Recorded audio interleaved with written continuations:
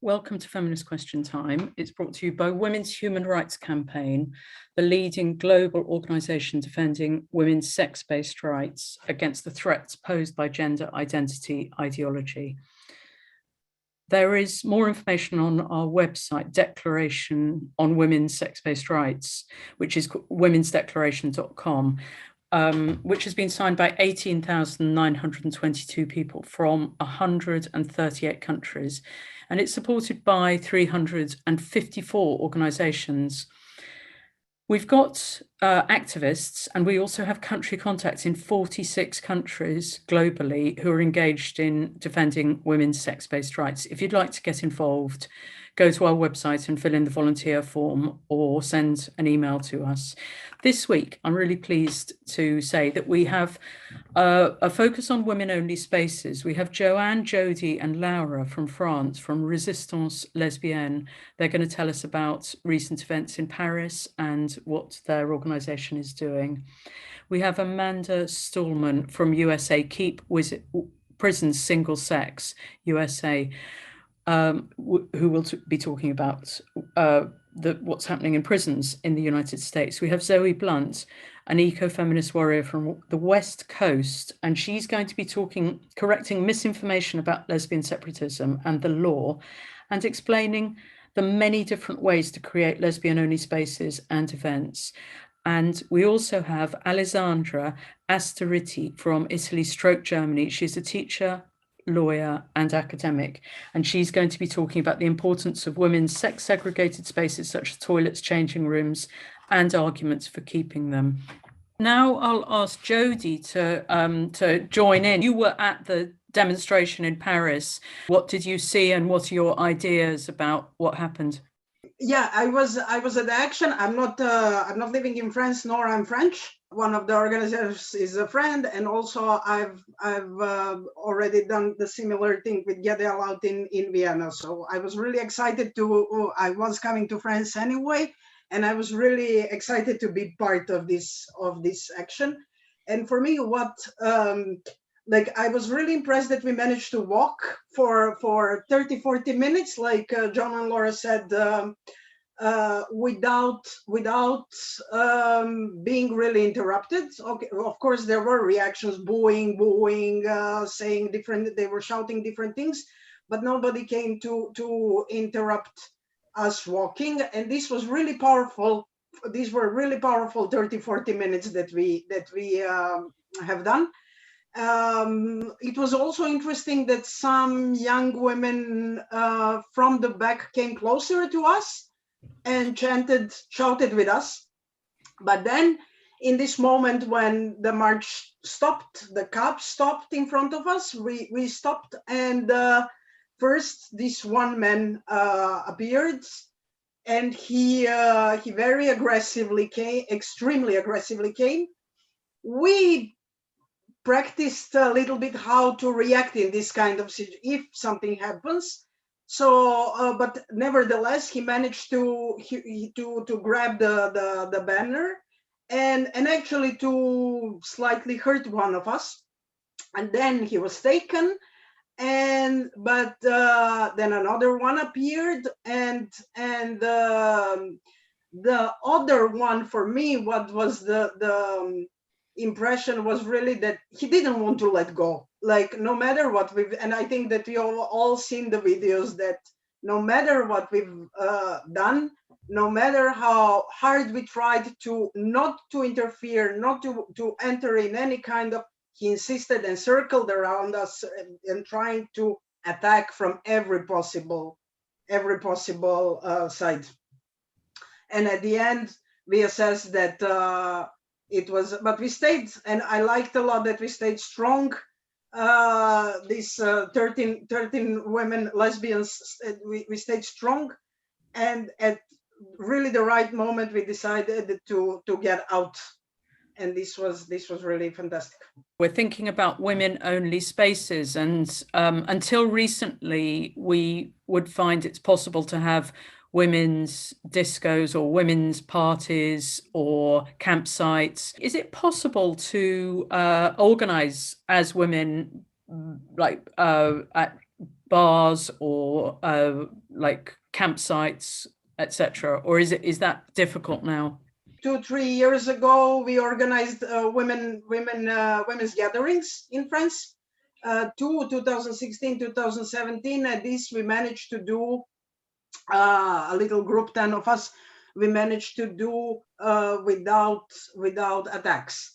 But this was 4 years ago, the last one. Now I think the things are becoming more and more challenging. So now it's really a big question whether we would manage and how to organize something like that. I was really, again, impressed with this action and how strong it was, especially because for me, as someone who is out or half in, half out of Paris and France, I'm always under the impression, like I go to other European cities, I have friends in Rome, in other places also, but here I have the impression that you for sure know that every radical feminist or abolitionist action that has been done, each one of them was attacked by trans activists and queer activists. So without an exception, like if you go out on a street as a radical feminist, you will get attacked or doing any kind of action. And in this sense, I think I see it even stronger, this action that we've done, because we didn't withdraw. We went 40 minutes, we didn't withdraw. Even when they came, we were afraid, but we showed that we are not afraid. And this was really impressive for me. It was a really strong, well-organized group, different ages, different women, but it was really, really harmonized, perfect action.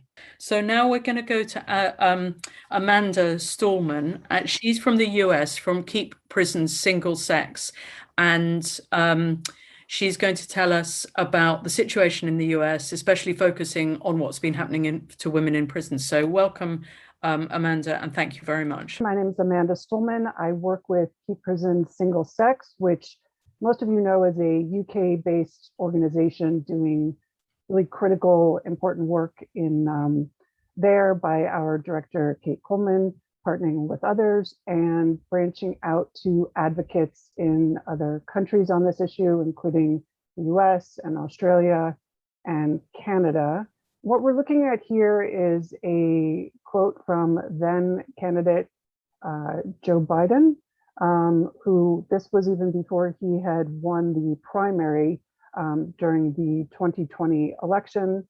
And as you can see, he says, by the way, in prison, the determination should be that your sexual identity is defined by what you say it is, not in fact what the prison says it is.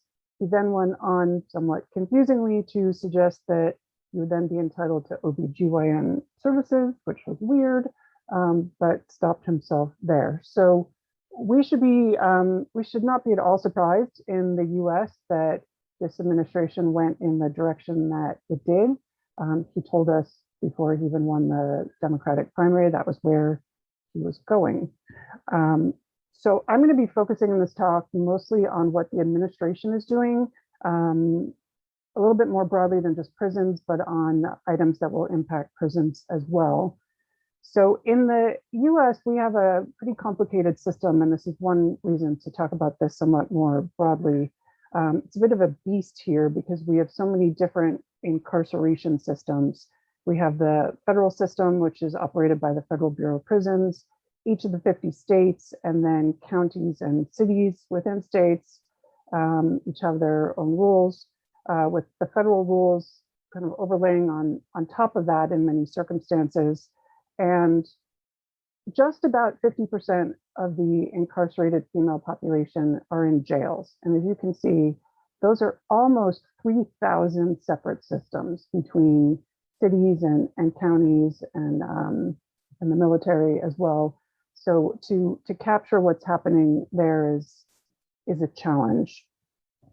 So for that reason, we're going to talk about things somewhat more broadly here today. So I'm sure most of you know this structure, but there's a reason I'm going to walk through this. In the United States, Congress, similar to parliaments in other places, makes the laws, our judiciary interprets the laws, and the executive branch, which is our president, carries out the laws. But within the executive branch are federal agencies who report to the president, and they can create rules and regulation and guidance to implement and interpret laws. And they do that really without congressional input or political input in that regard.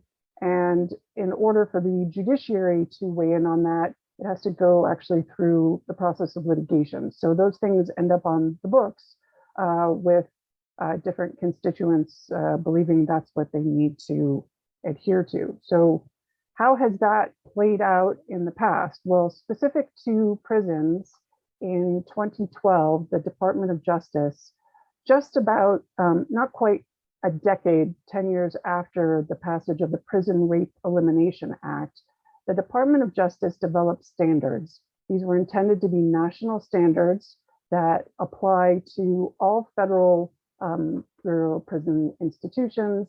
And if you would like federal funding, you will adhere to this as well if you're a state in order to get the full federal funding.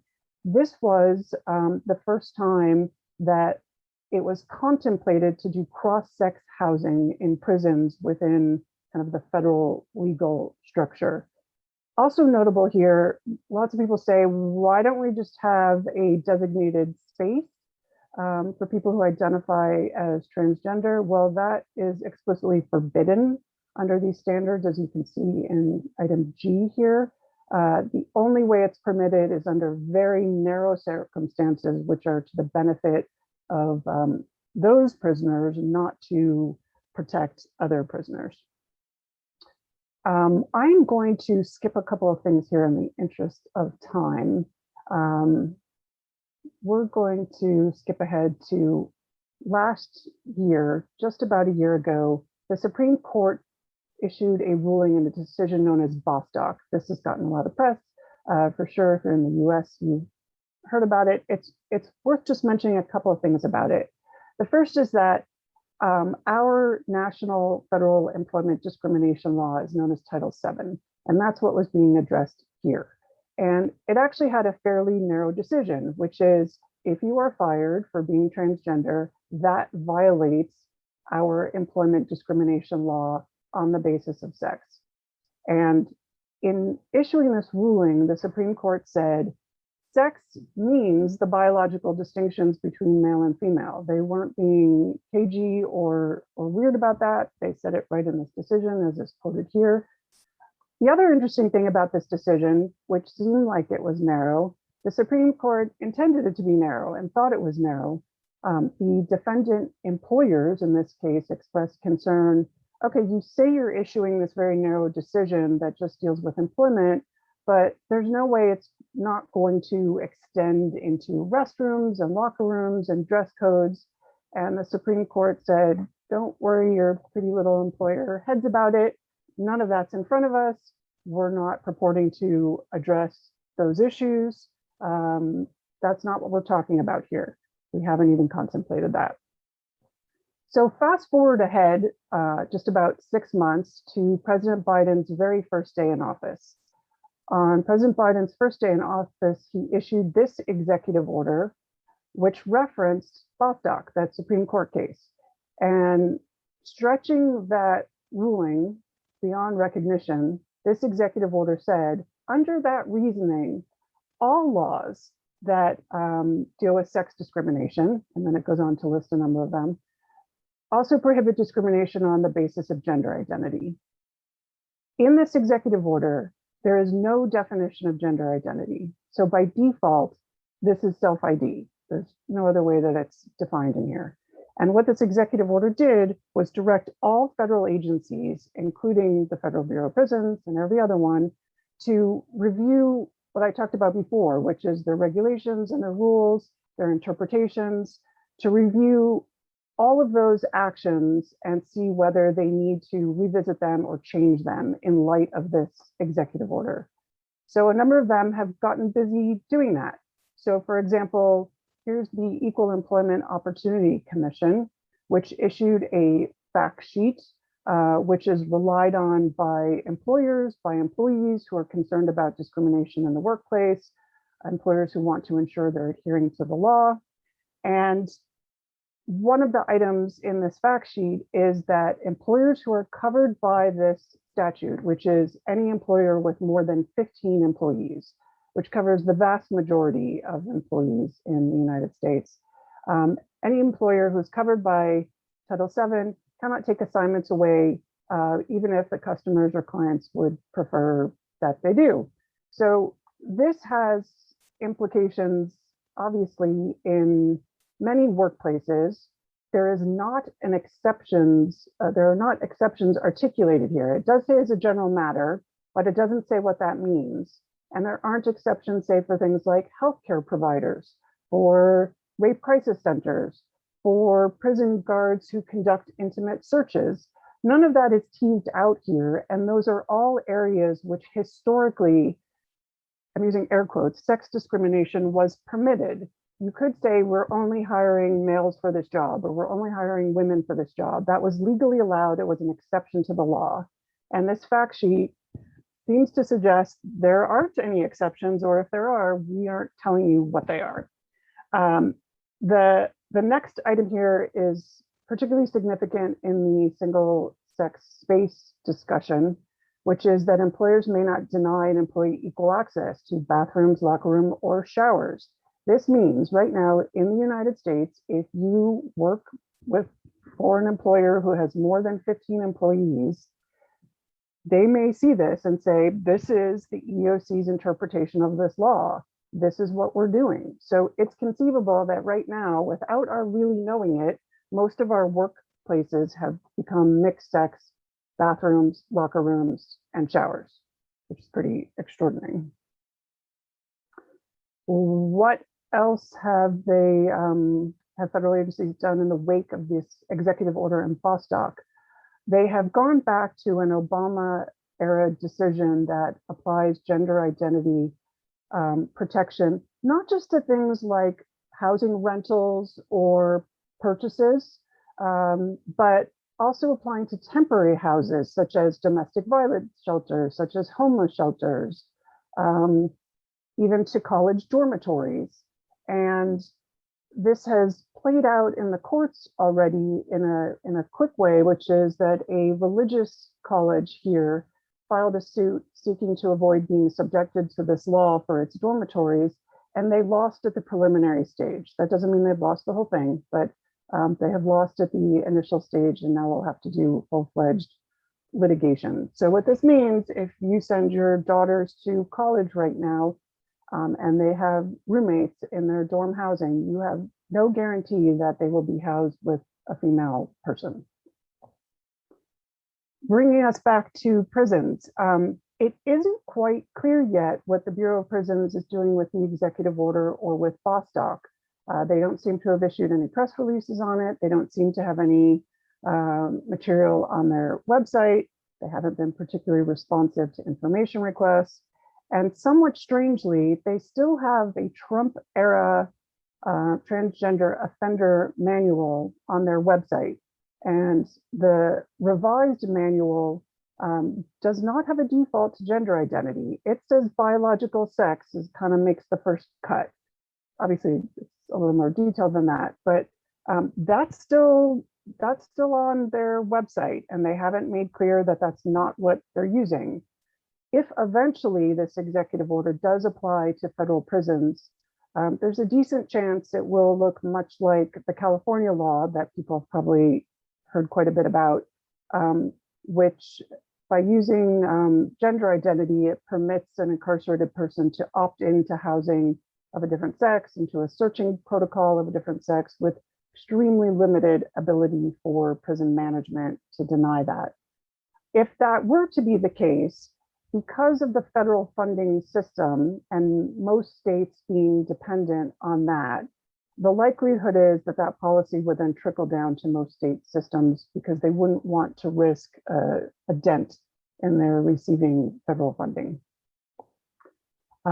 We do have one potential tiny little hint about where they're going, which gives me this much little bit of hope. which is that the Department of Justice and the Bureau of Prison is under the Department of Justice. The Department of Justice filed a statement of interest in the case this spring. So this was after issuance of the executive order, but before the deadlines when federal agencies were supposed to say how they were implementing that order. And in this submission to a court in Georgia, this is a state court case, so Department of Justice isn't a party, the federal government isn't a party, but they submitted a statement of interest in which they referenced the executive order from January of this year, but really just in passing. And their analysis was not dependent on the reasoning of the executive order. It relied more on those PREA standards from 2012, which I mentioned before. So there's the tiniest bit of hope that maybe they see this as a bad idea, or it was simply too early in the process and they hadn't gotten it together. Hard to know. But here's a different federal agency whose actions can absolutely directly impact prison housing, somewhat strangely, which is our State Department. So just 2 weeks ago, our State Department, which issues passports, and passports are dependent on state documents. We don't have like a national ID card in the United States. So your birth certificate is a state document, your driver's license is a state document, and it's those sorts of things which allow you to get a passport from the federal government. So just about 2 weeks ago, the State Department said, oh, would you like to have a different gender on your passport that doesn't match your driver's license or your birth certificate? No problem. Just check the box and we'll do it. So as petrifying as that is for people who maybe end up doing this and traveling to inhospitable countries, it's also disturbing because passports can be a way in to cross-sex housing in prisons. So, for example, Connecticut, which was the very first state to pass a law related to housing of people who identified as trans, a birth certificate is a ticket in, a driver's license is a ticket in. Again, those are both state documents, but so is a passport.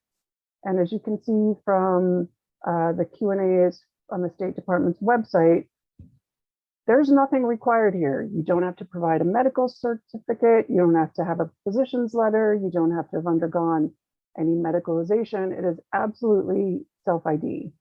So by having done that, the State Department has bypassed what states have done in terms of how do you get a birth certificate marking a different sex/gender. I'm using both because states use different things.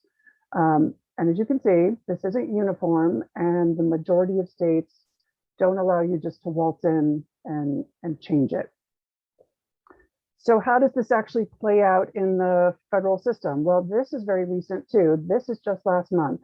So this individual who, when he was a teenager, had campaigned in Massachusetts for access to women's locker rooms and bathrooms based on self-ID. Last fall, he pled guilty to sexually abusing 2 girls under 4 and distribution of child pornography. And just last month, he was sentenced to 30 years in federal prison, federal because of the distribution of pornography. He is housed as of this week in a federal facility that houses both male and female offenders in separate areas.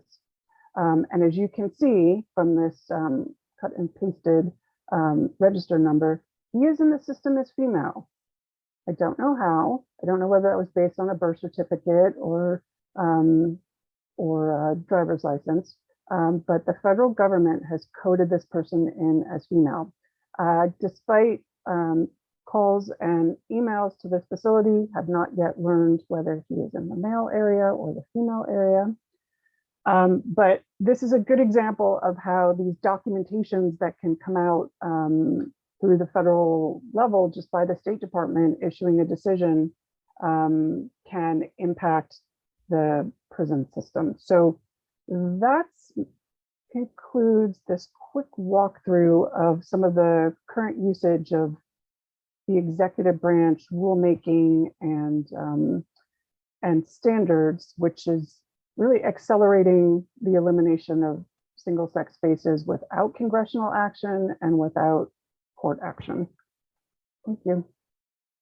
Everything I was talking about could conceivably be temporary for the most part. These are rules and regulations. They're not impossible to undo, but the American Equality Act is still pending in our legislation. It has passed the House. It's still pending before the Senate. If you are American or live in America, I encourage everyone to write your senators. If you've done it already, do it again and let them know why. They seem to be under the impression that it's only religious people who are concerned about this, and their concerns are valid, but there are other concerns as well. The UN has somebody who is dedicated, his only job is to be an independent expert on SOGI. And many countries, the US included, have liaisons to his office. So we do now, our State Department, just as of, I believe, 2 or 3 weeks ago, we have a liaison. Their goal is a global call for all states to establish legal gender recognition based on self-determination. And Amanda, will you just tell us what SOGI is for some of us who don't? Oh, pardon me, sexual orientation and gender identity. I had really expected that there would kind of be one big thing. We'd be fighting the Equality Act. We'd be fighting a particular court case. And just hearing all the speakers, I think we're all largely in the same place, which is it's sort of death by 1,000 cuts here. And so there isn't going to be one big like legal push or one big galvanizing moment. Like there's no cavalry coming. We're the cavalry. And we're going to have to do it in all of these like small ways, cultural ways, legislation ways. We're going to have to be fighting this on multiple fronts. But so I really appreciate hearing what's happened in other places, because I really do think we can learn from each other. So we're going to now go to Zoe Blunt. She's from Canada and an eco-feminist warrior from the West Coast. Zoe's going to do a follow-up talk correcting misinformation about lesbian separatism and the law, and explain the many different ways to create lesbian-only spaces and events. So welcome, Zoe, over to you. I'm glad I have a chance to respond to the situation in the US and in the justice system. I think it's important for people to understand that this is what I'm going to be talking about is a different realm, is a different sphere, which is the social sphere. So outside of the correction system, outside of the government, outside of these official channels, we still have the whole social world. We have the spaces that we can create. So I'm going to talk about how we can do that within the law. I'm not a lawyer, but I have had some experience. So I have a slightly different interpretation, at least in Canada, of how these self-ID laws are playing out and how we can use them in the future. And we've been gathering on the west coast of Canada, on Vancouver Island here and on the mainland for 5 years now. So we are the radical feminists of Canada, previously West Coast Women, radfems.ca. And we have over 100 members now. And it is a private group. And what I want to talk about here is, about women's land and why it is legal and why it is desirable to create women-only spaces. What is the legal basis for that? And women's land, as some of you may remember, may already know, is always existed from the time of Sappho to the present day. And to the future too. This is something that's going to be continuing. This is something that's actually growing, I think, right now. So for thousands of years, and including in societies all over the world, from ancient Greece, from indigenous societies here, there's always been women's spaces, going back as far as we can. And so in the future, like I say, I think there is a coming wave. So these are ways, that we can create women-only economic, emotional, spiritual independence from men and from male institutions. And so because women's spaces have always existed, whether it's in the form of a women-only school or a convent, a religious retreat, It's common law. It is, and this is what we saw in the Maya Forstater ruling recently. They referenced common law, and this is the basis of the legal system in Canada, in the United States. All these conflicts are going to be resolved eventually, I believe, or they'll continue to be debated, but it's not settled yet. So common law, the way it plays out in Canada, for example, in our Constitution and our Charter of Rights, says these rights are given to male and female persons, period. So they have not rewritten the charter here. They have not rewritten the Constitution. You cannot rewrite common law. And that it is set in stone, is my understanding. The human rights laws in Canada and in the provinces are explicitly allow groups to be for a certain demographic. That we can create organizations specifically for women, and that is allowed. These are purely social groups, and here's where, in most cases, the courts don't have jurisdiction over saying who you must associate with or who you do not wish to associate with. We have freedom of association, and that is the basis. We also, freedom of association includes freedom from association. And so women-only spaces are explicitly recognized by the human rights law and by the courts. Vancouver Rape Relief was the iconic case in Canada, here in Vancouver, and they were challenged to defend their policy of hiring only women-born women. And they did prevail in that case. They established in courts, in precedent, the right to have women-only spaces because they're serving women who have been raped and abused by men. And it was their belief that women are the ones who are best suited to help other women, and that they didn't want to add to the trauma, add to the confusion of a woman who's already been victimized. And so this was based on human rights law, which is based in common law. As we've seen, these women have not been exercising. We have not yet exercised the political will to establish more of these, because we are under attack socially and politically. But contrary to what Stonewall and others have said, what they want us to believe, they tell us what they think the law should be, and we should not accept that. I do not accept it. And I don't, as a general rule, I don't accept bullshit laws that have not been tested in court, as gender identity has not been tested in court.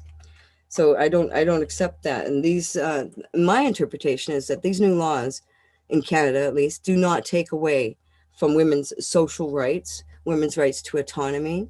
It adds gender identity, but sex is still a protected characteristic in the Human Rights Act, in human rights law.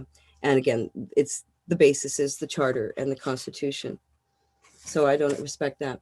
So, but I do want to speak more about women's land and what it's like, and how these collectives came to be. And so many of you may know that in the 70s, especially in the 80s and 90s, there were hundreds of women's land collectives founded in Canada, in the United States, in Europe. Many of these places still exist, and many of them are looking for new members. Some of them are up for sale. Some of them are struggling. Others have disintegrated. But many of these were founded when the properties were raw land. So women purchased raw land, and they did all the work themselves in most of these places that I've looked into, building the houses with hand tools, many of the times, with materials that were salvaged. So many of these collectives are really very rough. There have been whatever women have been able to make for themselves. And 20 or 30 years on, many of these places are very well established now. They have hot and cold running water and electricity and all these things that women have built for themselves. Some of them don't. Some of them it's very minimal. But they're still in process. And so repairs, upgrades, expansions, this is all going on. And Many of these places need workers to maintain, repair, and evolve the land and the facilities. They're all different, and usually they're small, 5 to 15 women. Some of them have a lot of rules, and some of them don't have enough rules. And some of them are very rough and crowded, others are more relaxed. Yeah, these collectives for the last 50 years, you know, there's many of them are farms, many of them are rural, many of them are very remote. And in the next 50 years, I think, God is willing, we're going to see a renaissance. Women are coming back. This is an idea that has come full circle. And many of us are being pushed to this because of what's happening in the political sphere and with the government, with these impositions on us. So we have to create women-only spaces.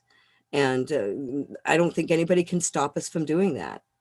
I think it may be a battle in some cases, but I am talking about what we choose to do privately, essentially. This is, we have moved to a sort of a members only way of organizing. We are underground, but we have been meeting for 5 years. We've been holding gatherings for 5 years now. Women are coming back to this idea of calling it co-housing and other things like this, especially women in cities now. So this has become more of an urban movement is what I'm seeing. There's a group that was started in Toronto called Senior Ladies Living Together. And it's now has, you know, something like 50,000 members from all over the world. So the women, older women, especially single women, lesbians, are moving in together partly out of economic necessity, partly out of the desire to create these spaces separate from men where we can be autonomous, where we are independent. And it is so necessary. It's such a great weight to take off of you. And we don't want to be alone. So I'm going to talk about the various ways that women are doing this. And I think it of course starts with the attitude of, I don't believe it's impossible. If we convince ourselves it's impossible, then we won't do it. And that we get a free pass, we're excused. But it's not impossible. I don't accept that. And we are doing it, and women are doing it all the time. So the various ways that women are creating these spaces for housing, for living separately from men, through co-housing, through the land collectives, through housing co-ops, land trusts, and I'm trying to read my notes here. Most of the land collectives I know of were formed as a cooperative or as a nonprofit group with bylaws and the funds held in trust. Now, I've created a nonprofit in Canada, and it is for women. It's for women only. It's for women-born women. We define that. And we also have the citation from the Human Rights Act saying that it is not discrimination if we choose to serve the interests of one particular group and not others. And we haven't been challenged on that, but that we are standing on that, you know, it is based on that. So these land trusts and housing cooperatives and other forms of incorporation, that's in the documents, that's in your charter, and it's that's the purpose of the organization. So there you go. And then we have a membership process, of course, to elect the board of directors, to join the members, and so on. And we also have a number of women's land collectives or spaces that are owned by 1 or 2 women, and or 2 or 3 women, and they're organized that way. But those lack a mechanism for permanent women-only lands, and this is why we want to have a cooperative or a land trust, or even just some kind of a co-housing agreement where it is written down, and that is the purpose, that it's women only permanently. This allows us, of course, to pool our resources. We are stronger together, and it provides a base. My vision is to have a base for workshops, a refuge for women, a mentorship for young women, get youth and elders together to pass on the knowledge that we have and to share our strength with each other. I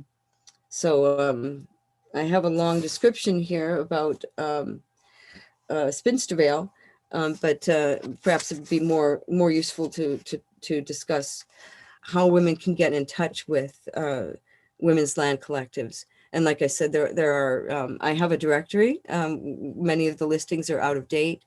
but there's contact information there for countries all over the world. If people decide that they want to start a women's land collective, then they should be looking into creating a nonprofit, creating a co-op, creating a land trust. They should be recruiting women in order that they can pool their resources. And many women these days, of course, are rather than buying land, they are renting together. They are just joining into a lease together and sharing their resources that way. And that can be a stepping stone. It's so necessary right now for all the reasons that we just heard about. There is absolute, rock solid legal basis for us to have women only spaces, that the courts don't have jurisdiction over who we have to sleep with, and essentially who we have to have in our homes, who we need to have in our spaces, and that we can create those spaces, and we're doing it. Women are doing it all over the world. We're going to now go to Alessandra Asteriti from Italy, Germany. She's an academic. She's going to be talking to us about the importance of women's sex-segregated spaces, such as toilets and changing rooms, and arguments for keeping them. Specifically, I want to point out that when we talk about sex-segregated spaces or spaces only for women, we're thinking of at least 3 different circumstances, 2 of which are being talked about a bit. And the first one would be simply social spaces on the basis of political affiliation or sexual orientation and so on. The second one would be spaces that are dedicated to women that are in specific circumstances, and there can be specific circumstances of vulnerability. For example, refuges for raped women, or supported housing for disabled women, or even prisons, because women are, of course, vulnerable in prisons, and a lot of women that are in prisons have a previous history of domestic violence, sexual violence, and so on.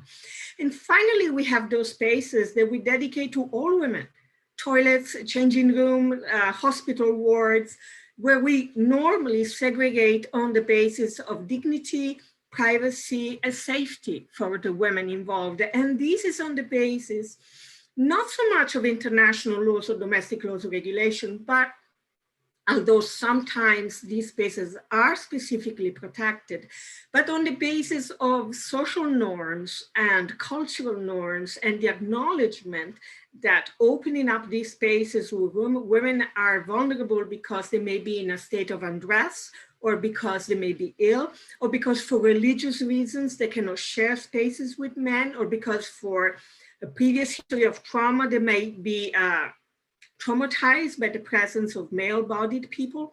For all these reasons, we guarantee that there are spaces where women have guaranteed that only females will be using those spaces.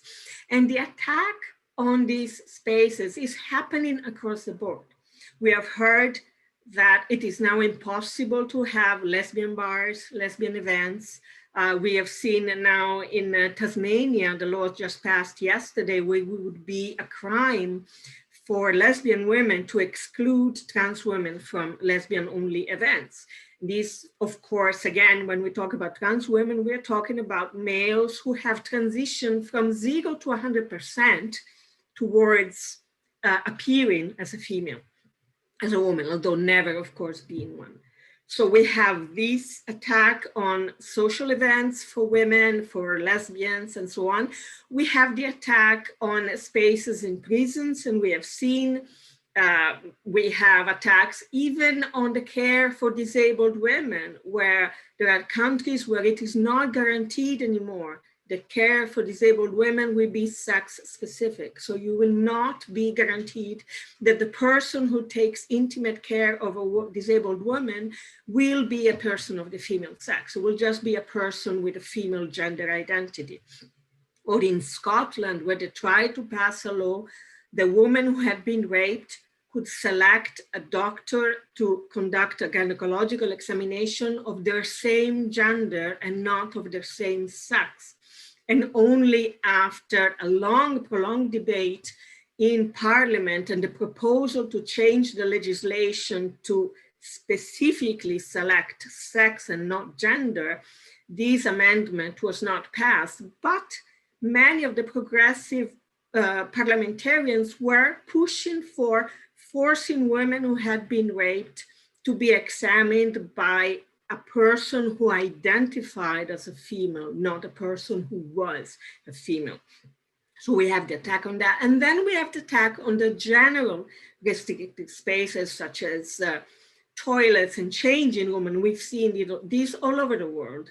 And oftentimes this is not on the basis of laws, but is on the basis of policies that are implemented sometimes expressly against the current legislative framework. Specifically in the UK, the Equal Act protects sex spaces, so spaces that are only for women. They are specifically included in the Equality Act, and they exclude both males and people with the characteristic of gender reassignment, therefore transgender women.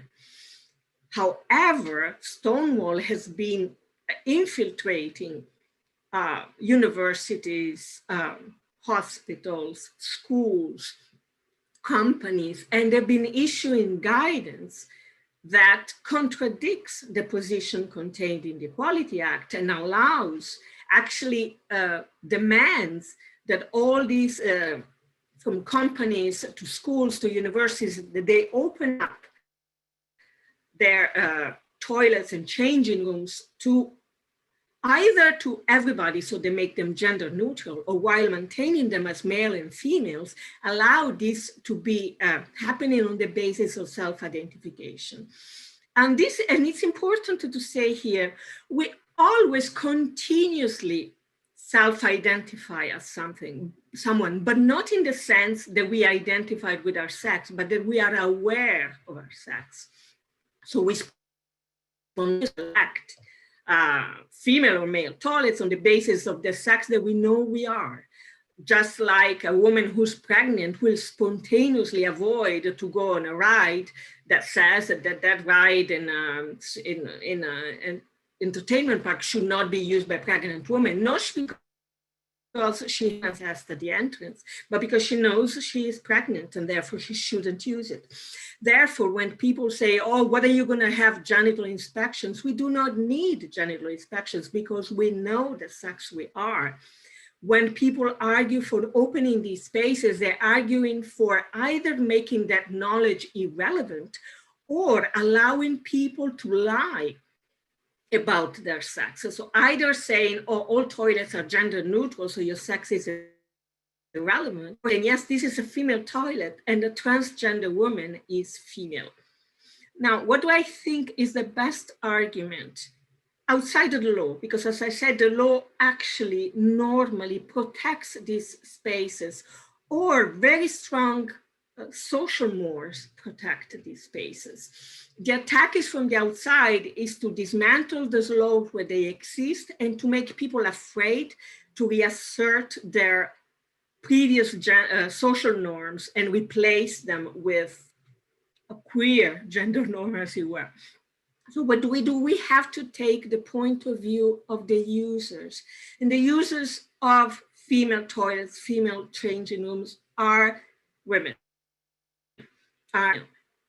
And the idea is that even if only one woman would object to the presence of a male-bodied individual in that space because of trauma, because of religion, because of safety, dignity, privacy reason, that should trump any other objection. So if transgender women want to use a female space, since they cannot guarantee that no woman will ever not object, because although we know that sexual offenders are a very low number, which both amongst the male population and the trans women population, those numbers are quite low, and we know that. But we also know that most women will have been exposed to some sort of sexual violence. They will have been raped, or they will have been harassed, or sexually assaulted, or flashed, or any of the other. I'm sure you can all think of your own experiences of sexual violence. So that should be our yardstick, not the fact that the population of male offenders is very low, but that the population of female victims is very high. So on any day that you are in a changing room or in a female toilet or in a hospital ward, you will have in that room a woman or several women who have been the victims of sexual violence. Therefore, their right not to be traumatized again by the presence of a male in a space where they do feel vulnerable is paramount. If this is in the end, I don't agree there's a proportionality analysis. This is a categorical issue. Man are man, women are women, so we do not need to do a proportionality analysis between conflicting rights. Men just do not have a right to female spaces. But even if we were to assume that males do have a right to female spaces in specific circumstances, a proportionality analysis will fall on the side of the women. The right of women to have their privacy, dignity, safety respected prevails over the right of males to use a space that they feel matches not their sex, but their gender identity. So as the equality law in the UK actually says, you have the right to have separate sex spaces. And the test is very low because the test is if you assume that the person of the other sex may reasonably object. So if you have a toilet, for example, and you think that a woman in that toilet may reasonably object to the presence of a male-bodied individual, that is enough to have separate male and female toilets on the basis of sex. So as you can see, this is not a very high test. In legal terms, this is the lowest that you can go. You don't have to prove some compelling reason to keep female spaces separate. All you have to prove in UK law is that a woman may reasonably object to the presence of a male-bodied individual.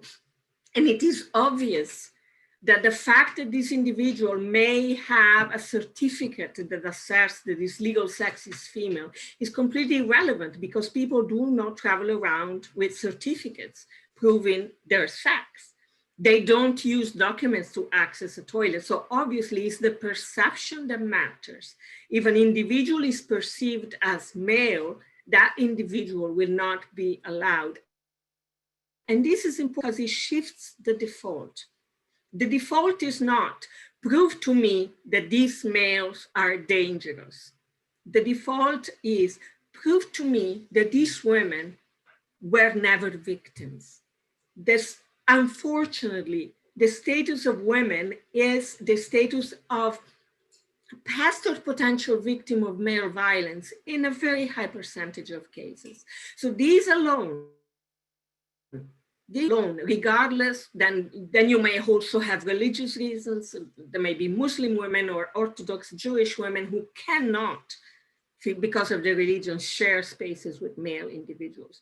But alone the fact that if you shift the perspective to the female experience, the female experience is that when I am in a room where I cannot escape, and I may be in a state of undress, or I may be undergoing a miscarriage, or I may have gone in that toilet to escape somebody who was following me.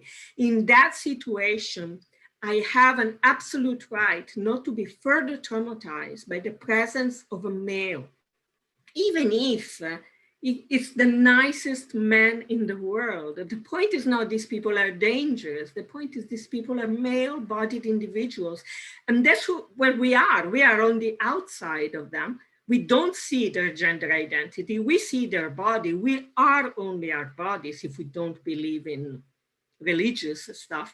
All I see is the outside, and I see a male. And so I have an absolute right to exclude males for those situations where that is required, for safety, for privacy, for dignity. We have a right to consent to who sees her body.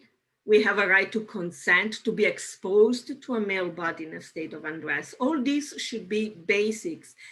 And I think beyond the law, because then the law recognizes this in many circumstances, but beyond the law, there is an argument to be made that is grounded in feminism and bodily autonomy of women against the imposition of the male body in those circumstances when we do not want them. These are male bodies that we do not want. So this, to me, in short, is the most fruitful approach because it shifts the default. The default is, what does a woman feel? Not what will a man do. That is irrelevant to us. Even if it's a nice man, it's a man. And we have a right to say, we cannot have men in this space because we cannot distinguish between a sex offender and a nice man, because we cannot distinguish between a man and a trans woman without asking, and surely they're not demand that we ask others to define our reality. Our reality is what we see, and what we see are male bodies. And the transsexual people that understand that also understand that they should not use those spaces because they are female spaces and they are not female. I think for now, this is all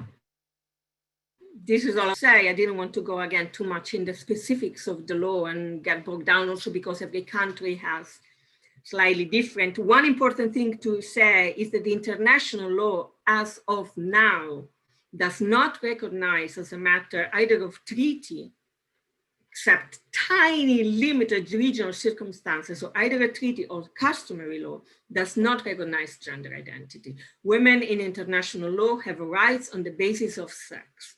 So those separate spaces can ultimately derived from existing international treaties. For example, UNESCO campaigns very strongly for female-only toilets to guarantee girls' right of an education, because it's a well-known link between the absence of female-only toilets and access of girls to education in many countries. Ironically, then in Western countries, this link is not made, but this link is also present. I mean, we have good educational attainment for girls also because we have rules and regulation in the UK, for example, that establish that every school has to provide separate toilets for girls and boys above the age of 8. So this is ingrained in the West, and we're trying, and they're trying to also make sure that everywhere else in the world it happens. So this movement against sex separate toilets goes against international practice at the UN level. The UNESCO makes it clear that female-only toilets are crucial to girls' attainment in school, because otherwise girls are too much in danger of sexual assault and rape. So they are absolutely essential. Plus, of course, for privacy reasons, girls having their period for the first time, all these things that should be obvious to anyone who considers the topic in detail. And then, of course, the fact that women had to fight and women died in the UK, suffragettes died to gain the right to separate toilets. It was a way to keeping women at home, not to provide public toilets, because they had to be within distance of their home or of a friend's home at all times, because they couldn't go to the toilet outside. So of course it was that was a civil rights movement to gain spaces, toilets for women at the time.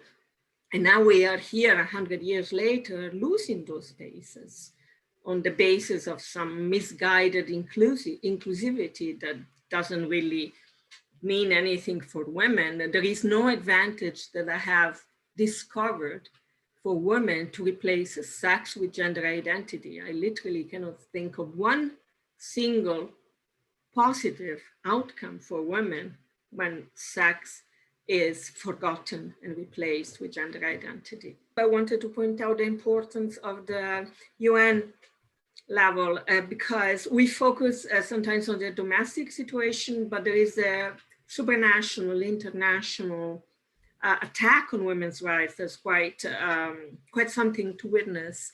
And at the UN level, yes, it is Victor Madri, who is the expert on sexual orientation and gender identity. He recently issued a report that said every human being has some form of gender identity. I find this quite scary, actually. I emailed him, I wrote to him on Twitter, and I asked him to explain what the factual basis for this assertion was, because I didn't have a gender identity. And I was wondering if that made me a lesser human or subhuman. So you have the right to express your belief as long as you don't infringe on the rights of others not to believe. And you have the right to express your gender identity as long as you don't break rules that have to do with propriety and public safety and everything else. And that should be protected by all means. But to establish a category of people that then it is open, and that once you enter that category, you can switch your sex with your gender, is extremely dangerous. And then to say that sex is not significant, but gender is even more dangerous. I mean, I know that internationally and nationally, there are people that are arguing for eliminating sex from the birth certificate. Now, the UN specifically says that sex should always be recorded at birth because female infants infanticide is a major problem. The UN calculates 140 million women are missing in the world because of abortions, lack of care, and female infanticide. So these are incredibly high numbers. And to tell the international community it is good practice not to record the sex of this baby on the birth certificate is extremely dangerous, because we need that data. We need that data to know how many girls die at birth or are aborted or died in the first 5 years of life. This data is essential. And to say that this is not essential, that women is anybody who identifies as a woman, immediately excludes the most vulnerable females, the babies, the girls, the disabled women who cannot identify as women because they are disabled. With any ideology that targets the most vulnerable in a group is quite a dangerous ideology in my book. And I'm not mincing words, because I think this is important to say this. And you said, you're right, you say, Amanda, this is like you are fighting 1,000 battles. But in reality, it's only one battle, and it's the definitional battle. And it's to say sex matters and gender doesn't.